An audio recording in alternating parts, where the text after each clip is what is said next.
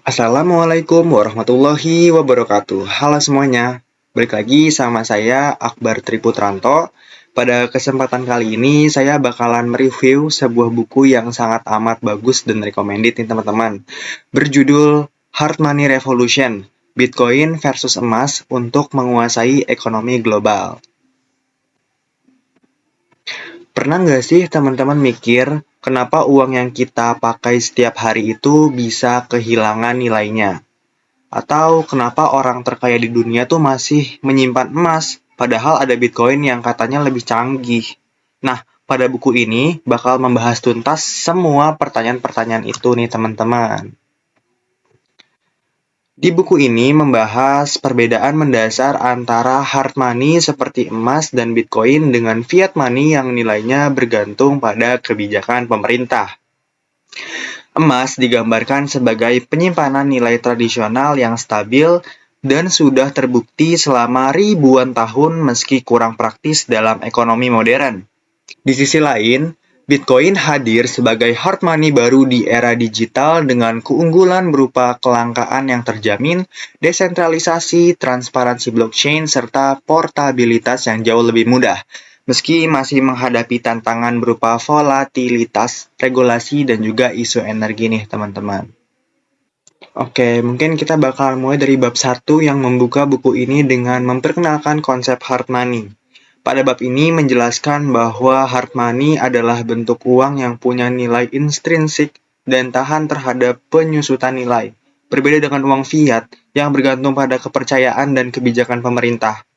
Penulis menjabarkan sejarah panjang uang mulai dari era barter, uang berbasis komoditas seperti garam dan juga logam mulia, hingga evolusi ke uang fiat setelah sistem Bretton Woods runtuh. Yang menarik, pada bab ini berargumen bahwa justru di era digital, kebutuhan akan hard money menjadi semakin relevan nih. Bitcoin dan emas ditampilkan sebagai dua wajah hard money modern, yang satu digital dan inovatif dan yang satunya lagi tradisional dan teruji. Di bab 6, membahas adopsi global dari kedua aset ini. Kita diajak untuk melihat bagaimana berbagai negara memperlakukan Bitcoin dan emas dengan sangat berbeda. El Salvador dan Republik Afrika Tengah menjadi pionir dengan mengadopsi Bitcoin sebagai alat pembayaran sah. Sementara Cina lebih restriktif nih teman-teman. Di sisi lain, hampir semua negara sepakat pada emas sebagai aset berharga. Bab ini juga menyoroti peran institusi keuangan yang mulai membuka diri dengan bank-bank besar menawarkan layanan kustodi untuk Bitcoin dan juga ETF yang membuat investasi emas dan Bitcoin semakin mudah diakses. Tren akumulasi emas oleh bank sentral negara-negara seperti Rusia dan juga Cina juga dianalisis sebagai strategi untuk mengurangi ketergantungan pada dolar AS atau Amerika Serikat. Di bab selanjutnya menguji keduanya dalam kondisi terberat, menghadapi krisis ekonomi dan inflasi. Emas telah berulang kali membuktikan diri sebagai safe haven yang dapat diandalkan selama krisis, dari depresi besar 1930-an hingga krisis 2008. Bitcoin sebagai pendatang baru menghadapi ujian yang lebih besar nih teman-teman. Bab ini menganalisis respon Bitcoin selama pandemi COVID-19 yang kita lalui di tahun 2020 lalu yang sangat amat menyiksa dan banyak memakan korban nih teman-teman. Awalnya terkoreksi tajam tetapi kemudian pulih dengan cepat, menunjukkan potensinya sebagai lindung nilai terhadap kebijakan moneter ekspansif. Studi kasus Venezuela dan Lebanon menunjukkan bagaimana warga beralih ke Bitcoin dan emas untuk menyelamatkan kekayaan mereka dari hiperinflasi. Pada bab ini, teman-teman dapat menyimpulkan bahwa dalam menghadapi krisis, diverifikasi antara lindung nilai tradisional emas dan digital Bitcoin mungkin adalah strategi terbaiknya nih teman-teman. Pada bab selanjutnya, menyelami teknologi dan inovasi yang menyadari kedua aset. Untuk Bitcoin dibahas teknologi blockchain, kriptografi, konsensus proof of work, dan inovasi layer 2 seperti Lightning Network yang memecahkan masalah skalabilitas. Untuk emas, teknologi modern juga diterapkan nih teman-teman. Mulai dari sistem keamanan berangkas berteknologi tinggi, spektrometer XRF untuk verifikasi kemurnian hingga tokenisasi emas di blockchain yang menggabungkan keandalan emas fisik dengan kemudahan transaksi digital. Pada bab ini menunjukkan bahwa kedua dunia ini tidak diam, mereka terus berinovasi untuk mengatasi keterbatasan masing-masing. Masuk ke bab pertengahan, fokusnya beralih sepenuhnya pada emas. Bab ini seperti penghormatan pada Sang Raja Logam Mulia. Dijelaskan bagaimana emas telah memesona peradaban manusia selama ribuan tahun. Bukan hanya sebagai alat tukar, tapi juga sebagai simbol kekayaan dan kekuasaan. Keunggulan terbesarnya adalah kemampuan menjaga daya beli dalam jangka waktu yang sangat panjang nih teman-teman.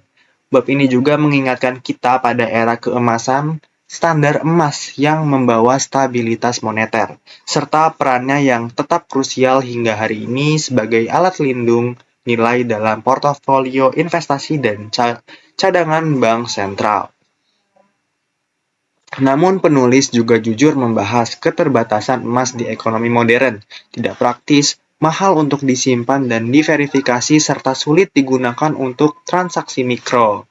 Meski demikian, bab ini ditutup dengan keyakinan bahwa emas akan terus berevolusi dan beradaptasi misalnya melalui tokenisasi untuk mempertahankan relevansinya. Di bab-bab akhir, adalah puncaknya nih teman-teman. Sebuah visi masa depan pada tahun 2050. Penulis membayangkan sistem keuangan global pasca fiat yang terdesentralisasi, dengan Bitcoin dan emas memainkan peran sentral. Konvergensi teknologi seperti AI, quantum computing, dan IoT akan mengubah cara kita berinteraksi dengan uang.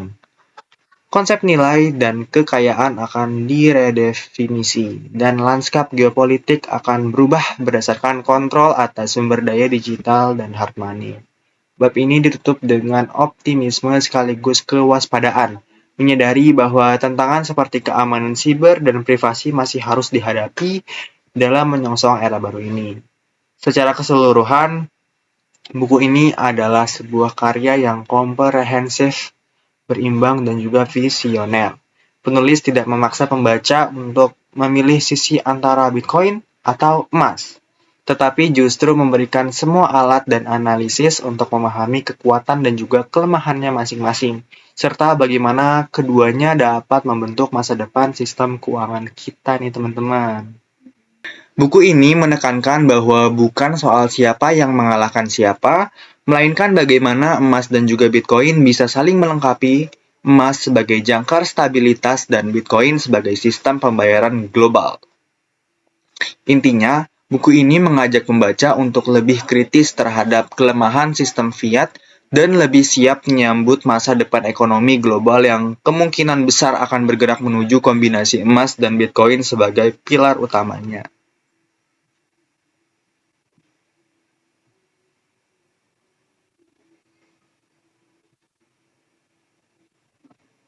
Ada salah satu quote favorit yang saya dapatkan dari buku ini yang masih sangat amat membekas sampai sekarang.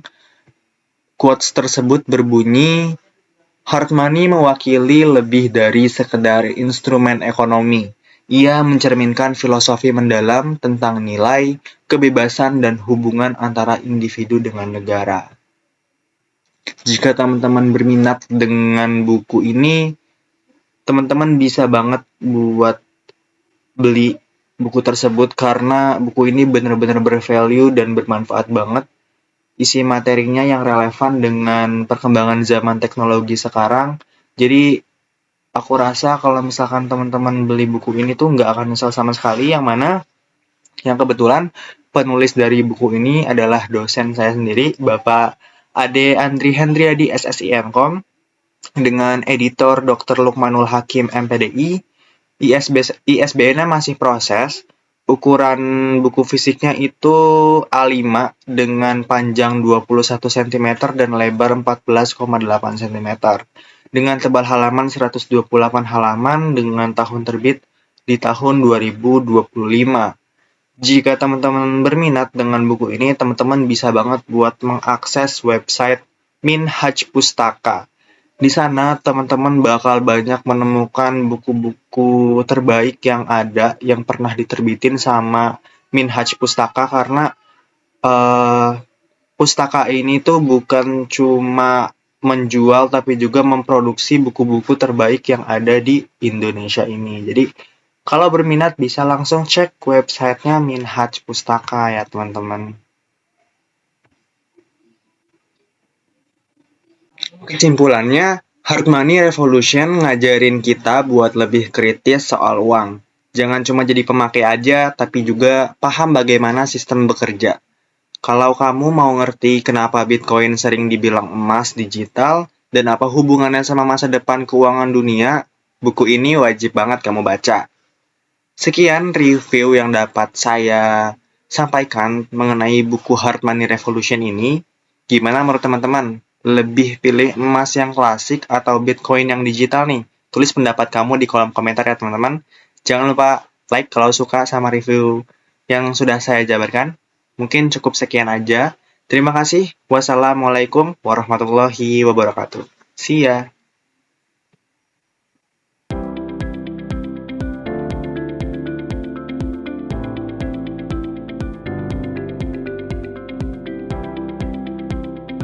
Halo teman-teman semuanya, mau ngucapin sekali lagi terima kasih banyak yang sudah menyimak videonya sampai habis.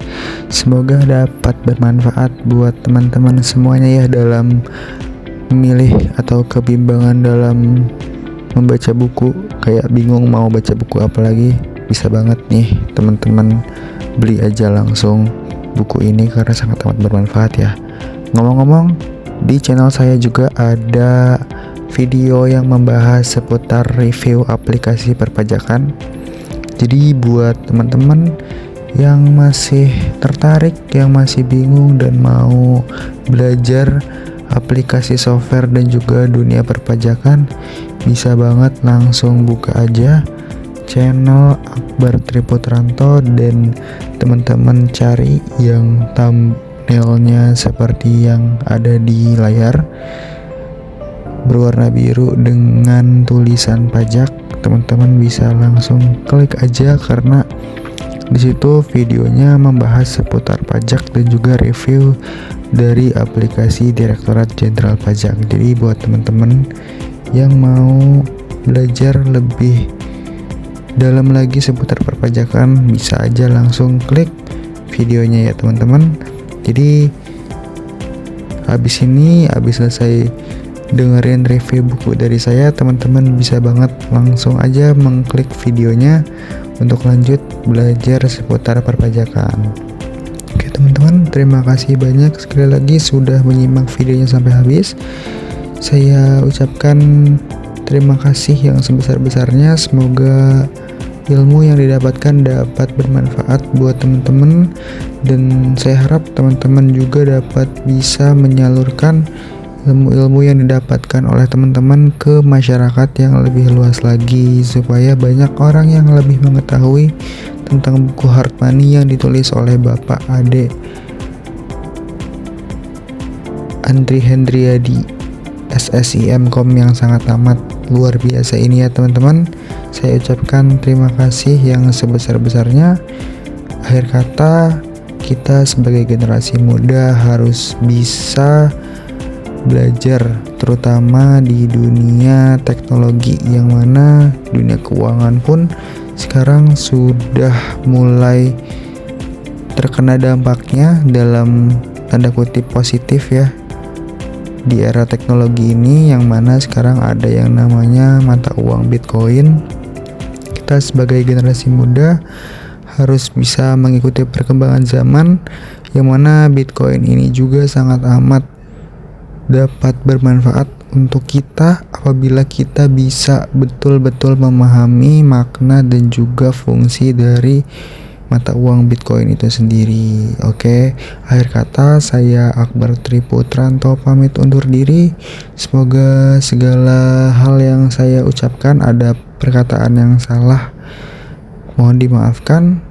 Akhir kata, wassalamualaikum warahmatullahi wabarakatuh. See ya. Sampai jumpa teman-teman semuanya. Dadah. Sampai jumpa.